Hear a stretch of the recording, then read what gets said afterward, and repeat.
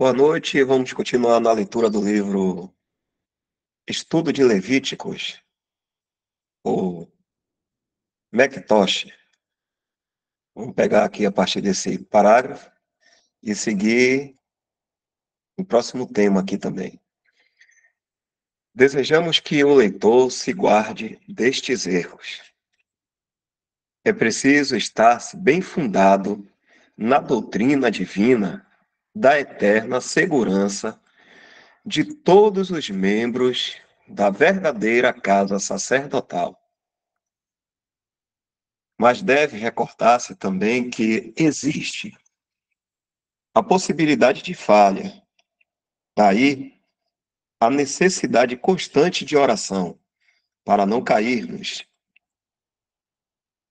Oxalá que todos aqueles que têm sido levados ao conhecimento da elevada posição de sacerdotes de Deus sejam preservados, por sua graça celestial, de toda a sorte de faltas, seja contaminação pessoal, seja a apresentação de qualquer das muitas formas de fogo estranho que tanto abundam na igreja professa. O tema aqui agora é a abstinência de tudo que ativa a ação da carne. E falou o Senhor a Arão, dizendo: vinho ou bebida forte, tu e teus filhos contigo não bebereis. Quando entrardes na tenda da congregação, para que não morrais. Estatuto perpétuo será isso, entre as vossas gerações, para fazer diferença entre o santo e o profano, e entre o imundo e o limpo, e para ensinar os filhos de Israel todos os estatutos que o Senhor lhes tem falado pela mão de Moisés. Os versículos aqui. 8 a 11, né? O efeito do vinho é excitar a natureza humana.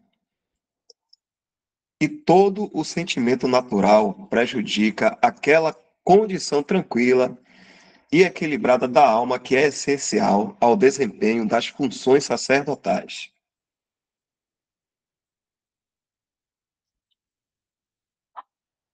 Em vez de utilizar meios para excitar a natureza, devemos tratá-la como uma coisa que não tem existência. Só assim estaremos em condição moral para servir no santuário e para formar um juízo imparcial entre o que é imundo e o que é puro, e para explicar e transmitir o pensamento de Deus. Compete a cada um julgar por si mesmo o que, no seu caso particular, atuaria como vinho ou bebida forte.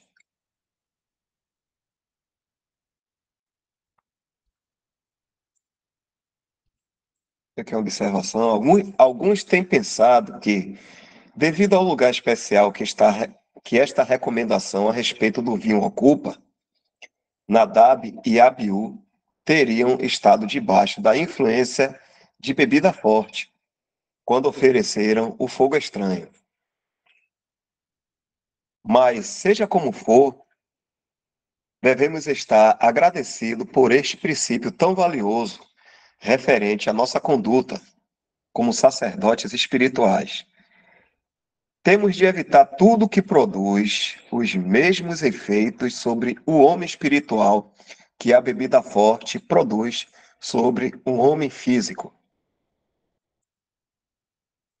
Desnecessário é dizer que o crente deve ser propriamente zeloso quanto ao uso do vinho ou bebida forte. Timóteo, como sabemos, precisou de uma recomendação apostólica para se convencer até mesmo a tocar-lhe. por amor da sua saúde. 1 Timóteo 5.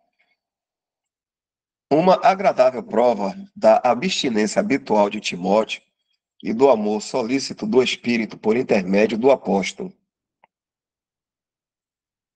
Devo dizer que o nosso sentido moral sente-se ofendido por ver crentes fazendo uso de bebida forte em casos que, seguramente, não necessitam dela como remédio. Trememos ao ver um crente tornar-se um simples escravo de um hábito, seja o que for esse hábito. É uma prova de que não mantém o seu corpo em sujeição e corre o perigo de ser reprovado. 1 Coríntios 9, 27. Vamos ver algum comentário? Fique à vontade, de irmãos aí que estão em comunhão. Então, pode dar uma lida aí, não, Dalden? Só para estar lembrando aí. 1 Coríntios 9, 7.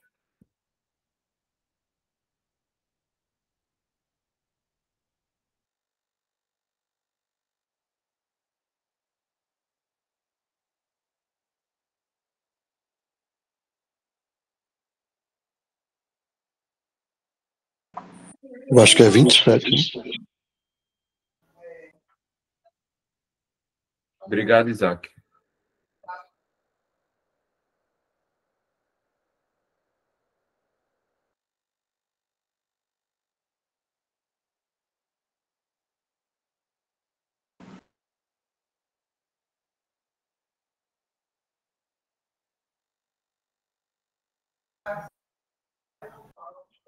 Vou dar a lida aqui. Antes, subjugo o meu corpo e o reduzo à servidão, para que, pregando aos outros, eu mesmo não venha, de alguma maneira, a ficar reprovado.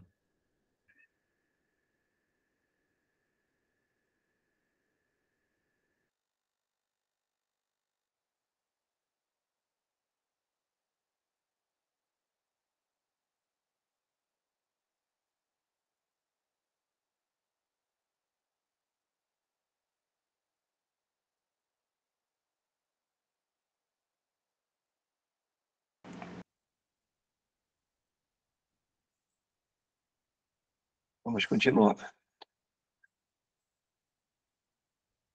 As coisas que excitam a natureza humana são, na verdade, múltiplas. A riqueza, a ambição, a política e uma diversidade de coisas de competição de que estamos rodeados. Todas estas coisas atuam como poderosos excitantes sobre a natureza humana e tornam-nos inteiramente incapazes de todo o serviço sacerdotal. Se o coração está cheio do sentido de orgulho, do sentimento de orgulho, de cobiça ou de rivalidade, é absolutamente impossível gozar o ar puro do santuário ou cumprir as sagradas funções do ministério sacerdotal. Os homens falam da versatilidade do gênio humano ou da facilidade com que se passa rapidamente de uma coisa a outra. Mas, por muito versátil que seja o gênio do homem não consegue fazê-lo passar de um círculo profano de assuntos literários, comerciais ou políticos para o santo retiro do santuário da presença divina. Nem esse gênio poderá jamais habilitar os olhos ofuscados pelas influências de tais cenas a discernir, com precisão sacerdotal, a diferença entre o que é santo e profano, e entre o imundo e o puro. Não, prezado leitor, Os sacerdotes de Deus têm de manter-se separados do vinho e bebida forte. O seu caminho é um caminho de santa separação e abstração. Tem de se elevar-se muito acima das influências dos gozos terreais, assim como das dores do mundo. Se alguma coisa tem a fazer com bebida forte, é oferecê-la no santuário como libação ao Senhor. Números 28, 7. Por outras palavras, a alegria dos sacerdotes de Deus não é a alegria da terra, mas a do céu, a do santuário. A alegria do Senhor é a vossa força. Oh, se ponderássemos profundamente estas santas instruções, sem dúvida necessitamos muito de o fazer. Se menosprezarmos as nossas responsabilidades sacerdotais, tudo estará em desordem. Quando contemplamos o acampamento de Israel, podemos observar 3 círculos e a forma como o círculo mais interior tinha o seu centro no santuário. Havia primeiro o círculo dos guerreiros, números 1 e 2. A seguir, o círculo dos levitas, em volta do tabernáculo, números 3 e 4. E, finalmente, o círculo mais interior dos sacerdotes que ministravam no lugar santo.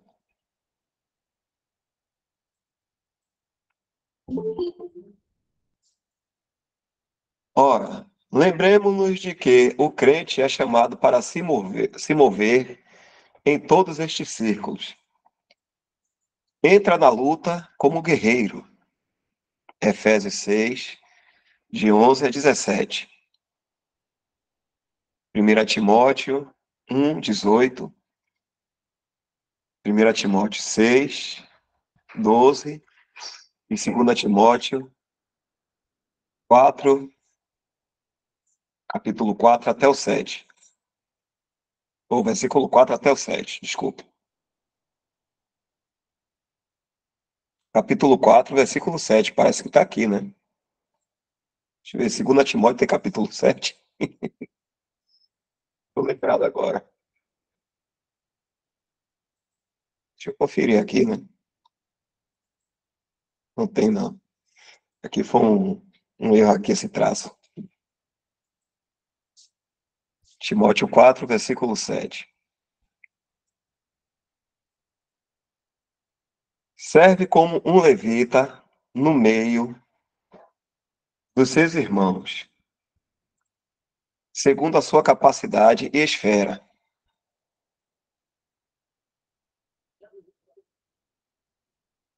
Aqui as referências: Mateus 25, 14, 15, Lucas 19, 12 a 13. Finalmente sacrifica e adora, como sacerdote, no lugar santo. Hebreus 13, 15 a 16, 1 Pedro 2, 5, 9. Está falando das esferas, né?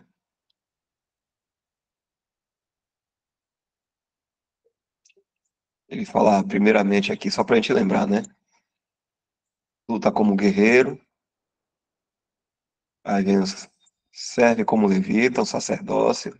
É isso mesmo, eu deixei aqui a ordem dos círculos.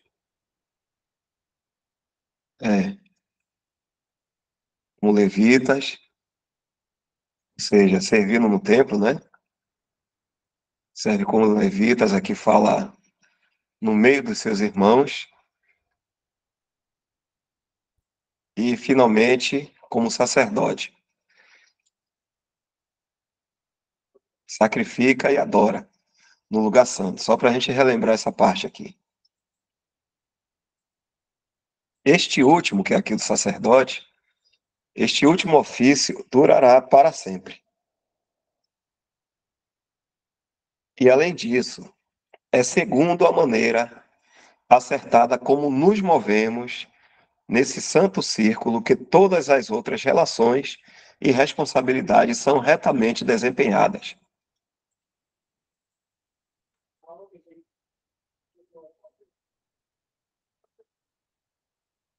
Alguma dúvida nessa parte aqui que foi lida? Irmãs, irmãos aí, quem entendeu um pouco melhor essa parte, ou deu para captar bem?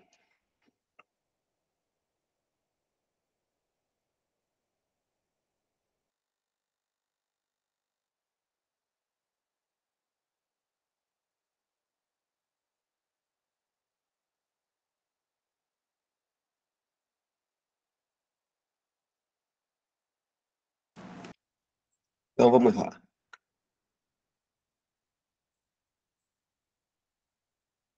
Por isso, tudo que nos incapacita para as nossas funções sacerdotais, tudo que nos afasta do centro desse círculo mais interior, em que é nosso privilégio mover-nos, tudo, em suma, que tende a desorganizar a nossa condição de sacerdote ou obscurecer a nossa visão sacerdotal, deve forçosamente contribuir para nos tornar inaptos para o serviço que somos chamados a prestar e para a guerra que somos chamados a sustentar.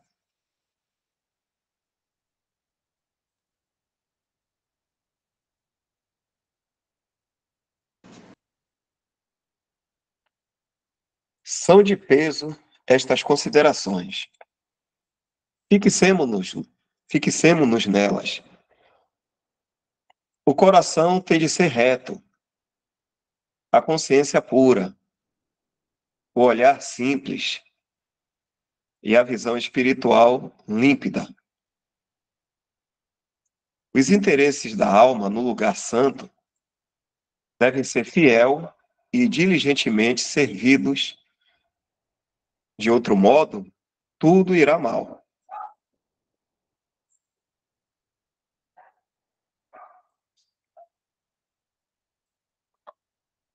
A comunhão particular com Deus deve ser mantida. De contrário, seremos inúteis como servos e como guerreiros. Seremos vencidos. E inútil apressarmos-nos e correr cá e lá, naquilo que chamamos serviço ou entregarmos-nos a palavras ocas sobre a armadura e a luta do cristão.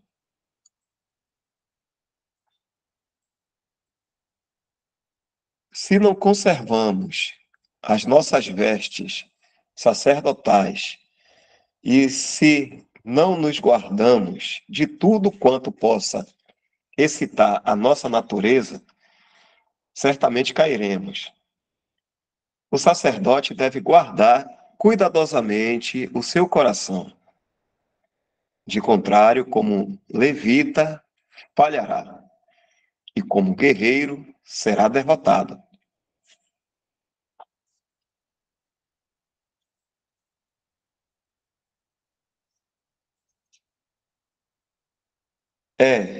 Repito, dever de cada um,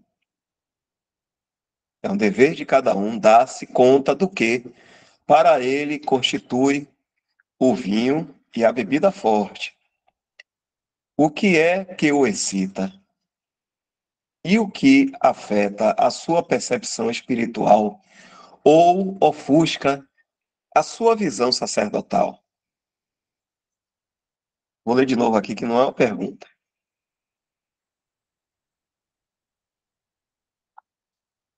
É dever de cada um dar-se conta do que, para ele, constitui o vinho e a bebida forte, o que é que o excita e o que afeta a sua percepção espiritual ou ofusca a sua visão sacerdotal.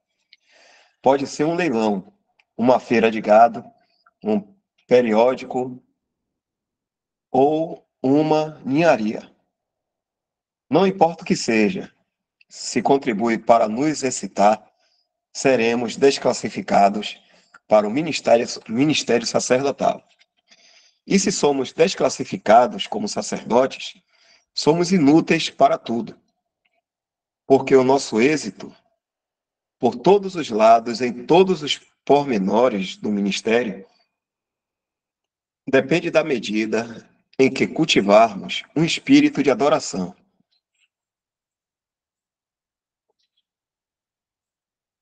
Portanto, exercitemo-nos num espírito de autocrítica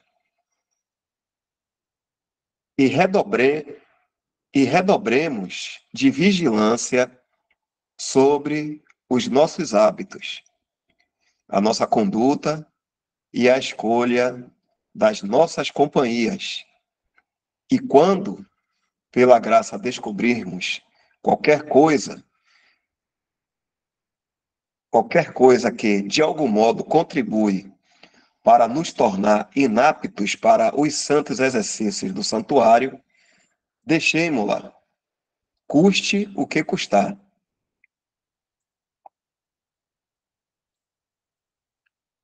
Não nos deixemos escravizar por qualquer hábito. A comunhão com Deus deve ser mais querida dos nossos corações do que qualquer coisa mais. E na medida em que apreciarmos essa comunhão, vigiaremos e oraremos e estaremos em guarda contra tudo que pode privar-nos dela. Tudo quanto possa excitar, turbar ou prejudicar. Algum comentário, irmãos, para a gente passar para outro ponto?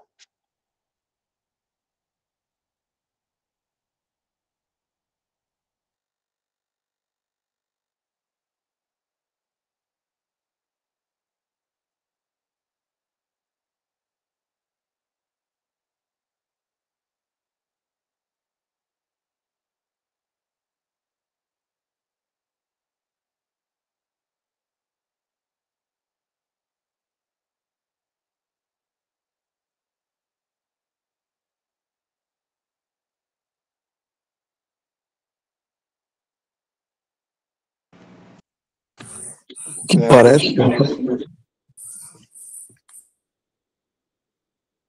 Pode falar, Isaac.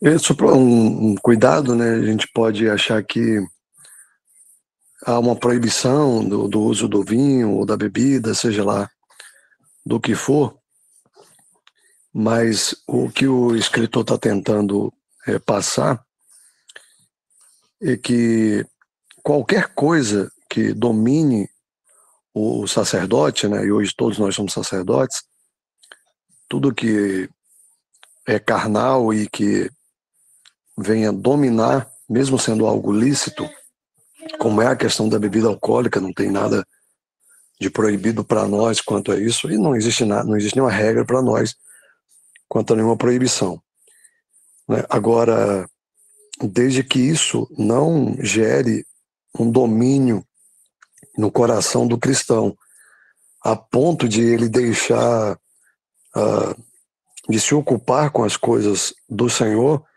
para se ocupar com coisas que excitam a sua carne, e seja ela o que for. Então, ele aproveitou a situação lá dos sacerdotes,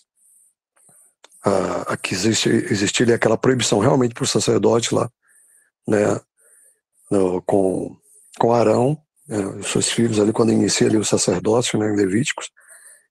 Então ele aproveita essa situação para poder trazer para nós hoje essa questão do cuidado que todos nós sacerdotes devemos ter para que nada venha impedir essa comunhão. Então ele mostra que é importante a gente ter o coração muito exercitado na comunhão, na importância da comunhão. Então, se eu entendo a importância da comunhão, da presença de Deus, vai ficar mais fácil vencer as coisas do dia a dia, seja ela qual for, que tende a ser um gatilho para a minha carne. E isso pode parecer no início, qualquer gatilho desse, seja o vinho, a cerveja, seja um jogo de videogame, seja um programa de televisão, seja uma praia, uma curtição, um tipo de comida ou de bebida, seja lá o que for, um trabalho, um emprego, né? Qualquer gatilho desse, ele pode depois desencadear, né, vários problemas, porque cria um hábito, e se criar o hábito, um hábito é muito difícil de desfazê-lo. Segundo os estudiosos de hábitos, né, 3 atos apenas já são suficientes para criar um hábito. 3 atos apenas já são suficientes para criar um hábito. Mas para desfazer um hábito, são necessários 27 atos para desfazer um hábito, seja ele bom ou mau. Então, como o ser humano é feito de hábitos, né, de costumes, então a carne é assim, então a gente tem que tomar muito cuidado, porque a princípio ali no início pode parecer que não vai ser tão grave, que está dominado, que está tranquilo, mas depois aquilo pode crescer muito e chega o ponto que se perde o controle e vai atrapalhar muito a questão da comunhão e podendo até entrar num pecado, numa prática de pecado, e que é pior ainda, né, porque pode trazer um escândalo, e aí, né, terá até aquele pecado, né, que pode ser um pecado para a morte, que pede para não orar, né, lá em João, isso pode chegar a acontecer.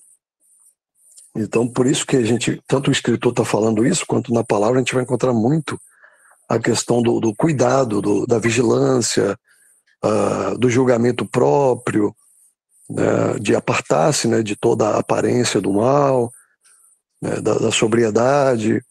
Então a gente vai encontrar várias exortações acerca desse tema, né, para resistir o diabo e ele fugirá de vós, né, para não dar lugar à carne, né, para andar por fé e não por vista, para andar no espírito e não na carne.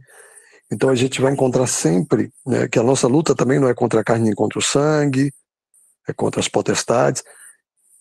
Então, eu estou tentando resumir aqui, é mais ou menos isso, a gente tomar esse cuidado, porque, do contrário, esse gatilho pode depois se tornar uma grande bomba, uma grande explosão e atrapalhar muito, né, o retorno depois, a recuperação, né, daquele dano ali. É mais ou menos isso que eu acredito que o escritor está tentando aí nos chamar a atenção. E para corroborar com isso, a gente vai lembrar daquele versículo que o apóstolo Paulo mesmo diz: todas as coisas me são lícitas, mas nem todas convêm, todas as coisas me são lícitas, mas não me deixarei dominar, é aí que está o detalhe, não me deixarei dominar por nenhuma delas. Então, voltando, né, não tem nenhuma proibição para nós, agora, das coisas lícitas, né, mas se ela não é conveniente, né, se ela pode passar a me dominar, aí já tem um problema grave, porque eu sou servo do Senhor e não de mim mesmo. E piorou do mundo, piorou do pecado, piorou do diabo. Um cristão, ele é servo do Senhor. Então, não pode ter nada que te domine, né? E a questão também da conveniência, porque vai trazer escândalo, né? Dependendo do lugar onde você está, o que você come, o que você bebe. Ainda vai ter aquela outra parte também que vai falar sobre o cuidado com irmãos mais fracos na fé. Então, de repente, você pode, né, por causa da sua liberdade, colocar outro irmão que ainda não está bem solidificado, né, na liberdade, e terminar a pecar esse irmão, né, por sua causa, por nossa causa, né, por ter feito algo, né, que para a nossa fé não tinha problema, né, estava tranquila ali a consciência, mas para aquele outro irmão ainda não. Então, realmente é muito importante esse cuidado, né, com as coisas mesmo lícitas, mas que não são convenientes ou que pode dominar o sacerdote e fazer com que ele perca essa comunhão. Então, o remédio certamente para isso é a gente ter afeição, né, pela presença de Deus, a presença do Senhor, né, e querer, como Enoque, né, Enoque, Abraão, quem mais? Enoque, Abraão e Noé, né? Se não me falha a memória, esses três andaram com Deus e olha como é que foi a vida deles, né? Então, andar com Deus é isso, né? É a comunhão. Então, é muito importante ter essa afeição, ter esse desejo de andar com Deus. Então, e as coisas, esses gatilhos, mesmo lícitos, mas da carne, vão ficar em segundo plano e em primeiro plano estará certamente a palavra de Deus, a oração, um coração quebrantado, um espírito contrito, um espírito fervoroso, né, nas coisas do Senhor.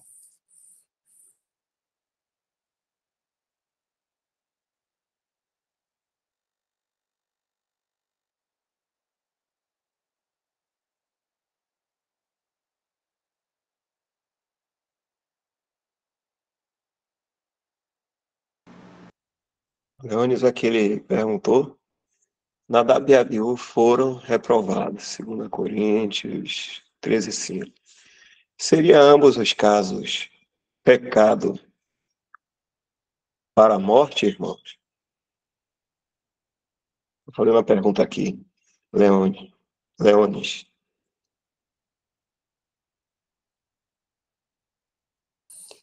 Certamente, irmão, não fala, né? Não está escrito isso, né? Mas certamente, porque era início ali, né, do culto, né, levítico ali, dos cerimoniais, né, o sacerdócio. E a gente vê um outro princípio parecido com esse quando também praticamente da inauguração da igreja, né, quando Safira e Ananias resolvem mentir, né, ao Espírito Santo. E eles são mortos na hora, né? E a gente pode falar, e hoje, quantas pessoas não mentem aí? Elas não são mortas, né? Então, depende muito disso, né? Do momento que está acontecendo. Né? Então, com eles dois também, certamente foi isso. Estava ali agora inaugurando o sacerdócio, né? A questão do tabernáculo, dos sacrifícios. E então ali é como se fosse um chamamento, né, de atenção para todos, né, que não se deve brincar, né, com as coisas do Senhor. E ainda mais naquele momento ali que estava tudo voltado para o sacerdócio, para, né, os cerimoniais ali. Então, certamente é isso que acontece. A gente não vai ouvir falar em pecado para a morte lá no Velho Testamento, só no Novo Testamento, se não me falha a memória, lá em João. Mas a gente pode pegar como princípio, já que aconteceu, né, lá com Safira e Ananias, logo no início da igreja, né? Depois ali também com eles ali. Então, certamente foi pecado para a morte, né? Só tomando cuidado que a gente não sabe sobre salvação, né? Eles podem ter sido salvos e não tem nada a ver, porque a gente não sabe quem foi e quem não foi, né, salvo ali. Então a salvação sempre foi por fé, foi por graça, mesmo lá no Velho Testamento. Mas certamente um pecado para a morte. Morte física não significa morte, né, da alma, morte espiritual.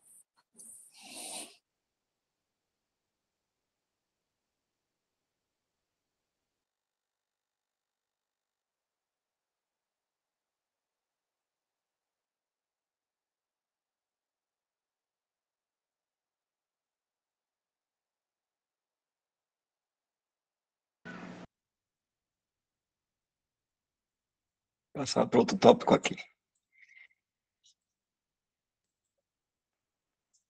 Como permanecer na presença divina quando a carne acabou se manifestando? E disse Moisés a Arão, e a Eleazar, e a Itamar, seus filhos que lhes ficaram.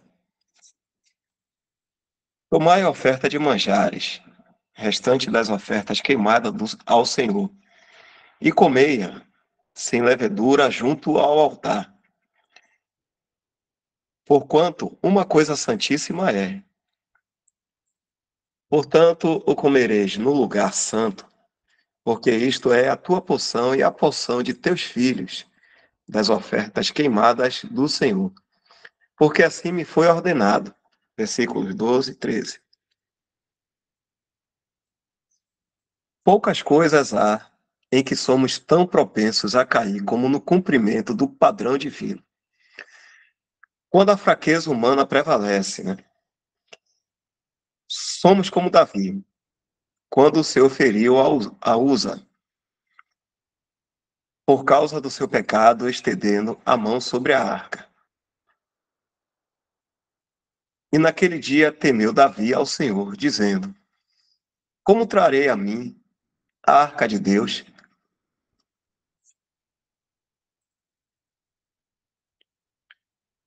E aqui algo que o irmão chama atenção, né? Alguns poderão pensar, talvez, que a linguagem de Levíticos 10, 9, lhes proporciona ocasional condescendência nas coisas que contribuem para excitar a mente, visto que se diz, vinho nem bebida forte, bebereis quando entrardes na tenda da congregação. A isto podemos retorquir que o santuário não é um lugar para o crente visitar ocasionalmente, mas sim um lugar em que ele habitualmente vai servir e adorar. É a esfera em que ele deve viver e mover-se e existir. Quanto mais perto de Deus vivemos, menos podemos passar sem a sua presença. E ninguém que conheça o gozo profundo de ali estar poderá condescender a qualquer coisa que o prive desse lugar.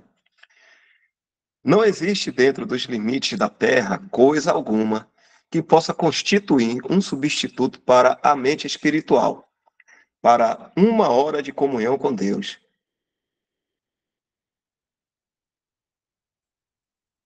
Primeira Crônicas 13, 12. E é imensamente difícil alguém curvar-se ante o juízo divino e, ao mesmo tempo, manter-se bem sobre o fundamento divino. Isso aqui parece que é um é, né? Não i. É imensamente difícil alguém curvar-se ante o juízo divino e, ao mesmo tempo, manter-se bem sobre o fundamento divino. A tentação está em baixa. A tentação está em baixar o padrão do seu alto nível para se tomar o terreno humano. Devemos precaver-nos cuidadosamente contra este mal, tanto mais perigoso quanto é certo que se reveste de uma aparência de modéstia, desconfiança e humildade. Arão e seus filhos, apesar de tudo que tinha acontecido, deviam comer a oferta de manjares no lugar santo. Deviam comê-la, não porque tudo tinha ocorrido bem, mas porque é a tua porção. E assim me foi ordenado. Ainda que tivesse havido pecado, contudo o lugar deles era no tabernáculo. E os que ali permaneciam tinham certos deveres baseados sobre o mandamento divino. Ainda que o homem tivesse falhado 10.000 vezes, a palavra do Senhor não podia falhar.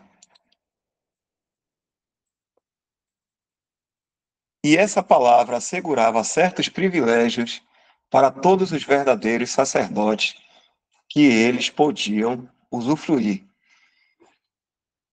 Os sacerdotes de Deus não deviam ter nada de comer, nenhum alimento sacerdotal, porque se havia cometido uma falta, devia consentir-se que os que haviam ficado morressem de fome, porque Nadab e Abiú tinham oferecido fogo estranho?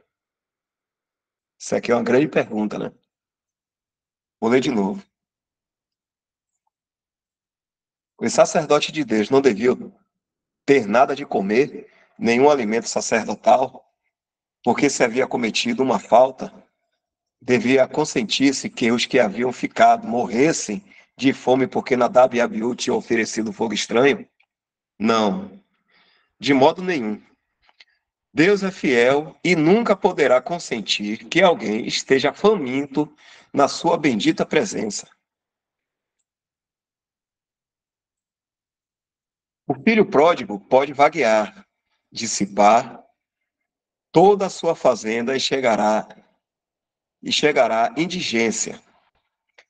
Mas a verdade permanece que na casa de meu pai há abundância de pão, há abundância de pão.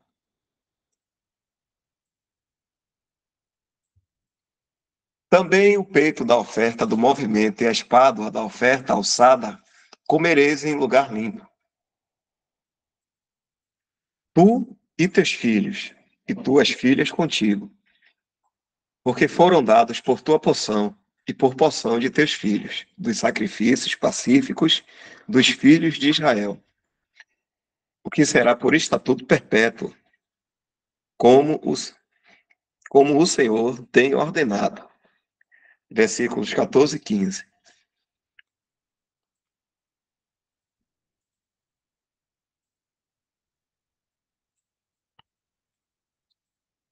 Que força e que estabilidade temos aqui. Todos os membros da família sacerdotal, filhos e filhas, todos, qualquer que fosse a medida da sua energia ou capacidade, deviam alimentar-se do peito e da espádua, figuras do afeto e poder daquele que é a verdadeira oferta de manjares, ressuscitado de entre os mortos e apresentado diante de Deus. Este precioso privilégio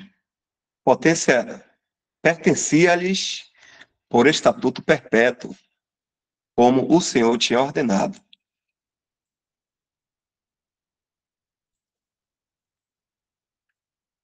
Isto torna tudo seguro e firme, haja o que houver.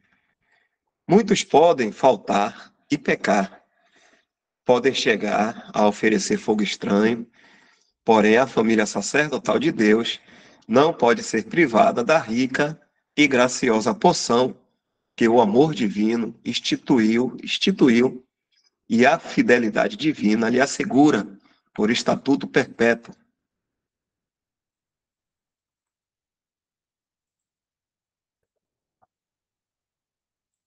Contudo, devemos distinguir entre os privilégios que pertenciam a todos os membros da família de Arão, tanto a filhos como a filhas, e aqueles que só podiam ser desfrutados pelos varões dessa família.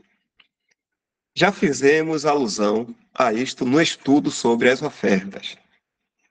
Há certas bênçãos que são comuns a todos os crentes, simplesmente por serem crentes, mas há outras que requerem uma maior medida de conhecimento espiritual e energia sacerdotal para serem aprendidas e gozadas.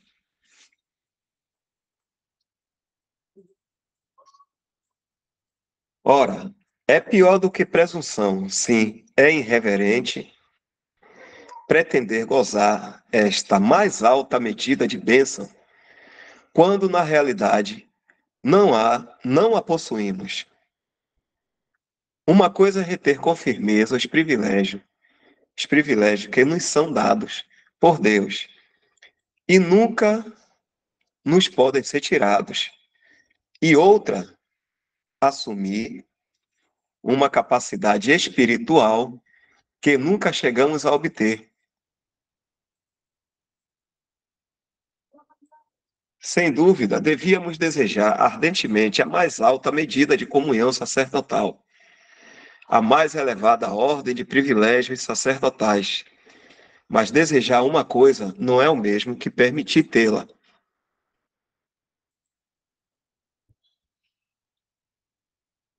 Mais algum comentário?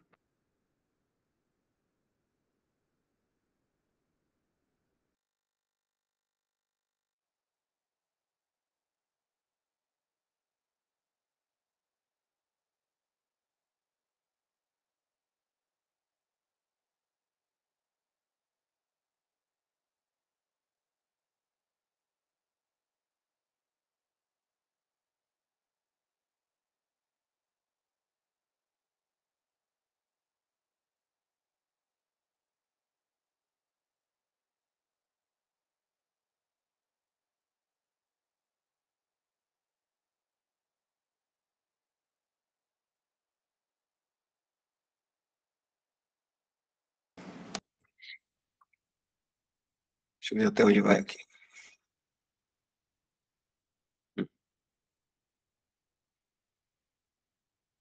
Deixa eu ver esse tópico aqui e dar uma parada.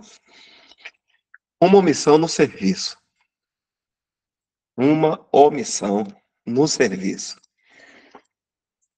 Este pensamento lança luz sobre o último parágrafo do nosso capítulo. E Moisés diligentemente buscou o bode da expiação, e eis que já era queimado. Portanto, indignou-se grandemente contra Eleazar e contra Itamar, os filhos que de Arão ficaram dizendo, Moisés dizendo, porque não comestes a oferta pela expiação do pecado no lugar santo, pois uma coisa santíssima é, e o Senhor a deu a vós, para que levasseis a iniquidade da congregação, para fazer expiação por eles diante do Senhor.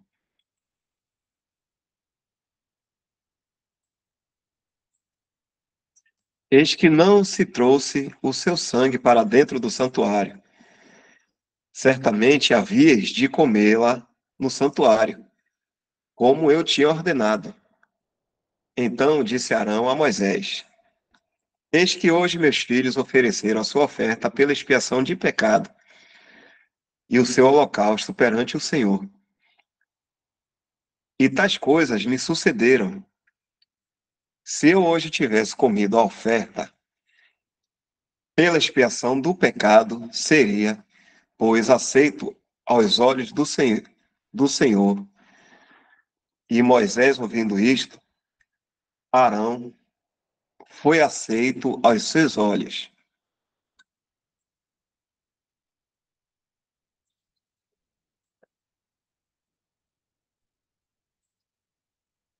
As filhas de Arão não era para as filhas de Arão não era permitido comer da oferta pelo pecado.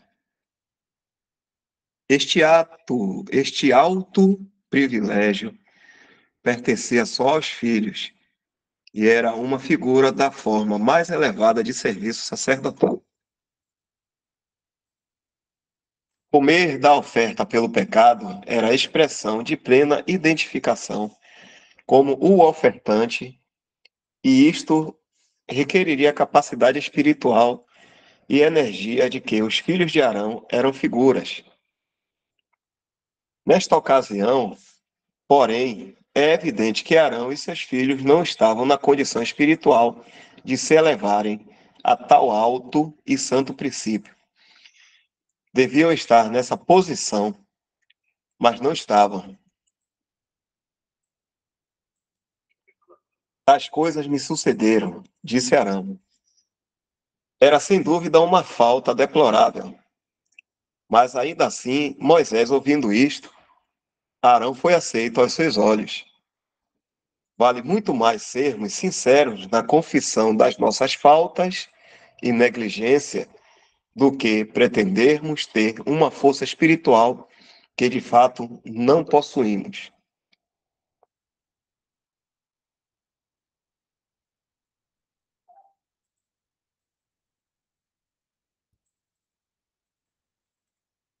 Assim, pois, o capítulo 10º do livro de Levítico começa com um pecado positivo e termina com um pecado de omissão. Nadab e Abiú ofereceram fogo estranho, e Eleazar e Itamar mostraram-se incapazes de comer da oferta da expiação. Para o pecado dos primeiros, houve um juízo divino. Para a omissão dos últimos, houve indulgência divina. Não podia haver tolerância para o fogo estranho. Equivalia a menosprezar abertamente o mandamento expresso de Deus. Evidentemente, há uma grande diferença entre a transgressão deliberada de um mandamento positivo e a simples incapacidade de se elevar à altura de um privilégio divino. O primeiro caso é afrontar abertamente a Deus. O último caso é a perda de uma bênção que está ao seu dispor. Não deveria ter ocorrido nenhuma falta nem a outra, mas a diferença entre uma e a outra é fácil de compreender.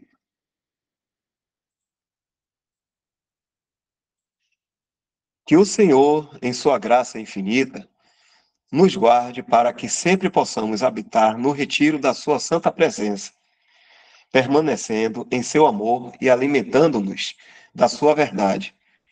Assim, seremos preservados do fogo estranho e da bebida forte. Quer dizer, de um culto falso, seja de que espécie for, e da excitação carnal sob todas as suas formas. Assim também seremos capazes de nos conduzir dignamente em todos os sentidos na administração sacerdotal e de gozar todos os privilégios da nossa poção, da nossa posição de sacerdote. O culto estranho aqui, irmãos, ele relaciona com o fogo estranho. O culto falso, né? Aqui. Se não me engano, é esse aqui. Deixa eu corrigir, viu? Esse fogo estranho. É culto falso. Não é determinado por Deus. Não tem autorização bíblica. Não tem base bíblica.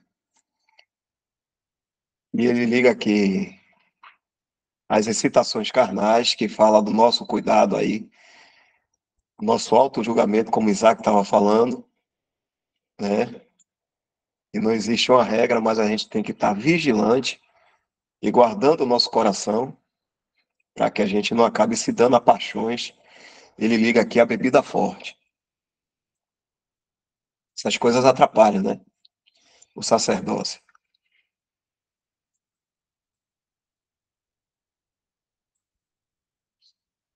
A comunhão de um crente é como uma planta mimosa, a qual é facilmente magoada pelas bruscas influências de um mundo mau.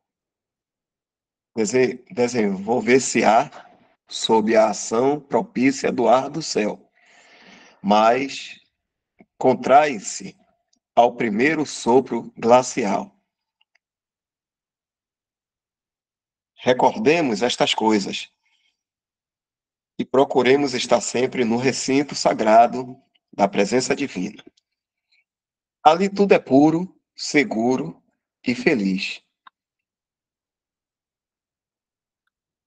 Agora, vamos estar entrando no capítulo 11 para a próxima semana, e são 9h29. Algum comentário a mais a respeito de algo?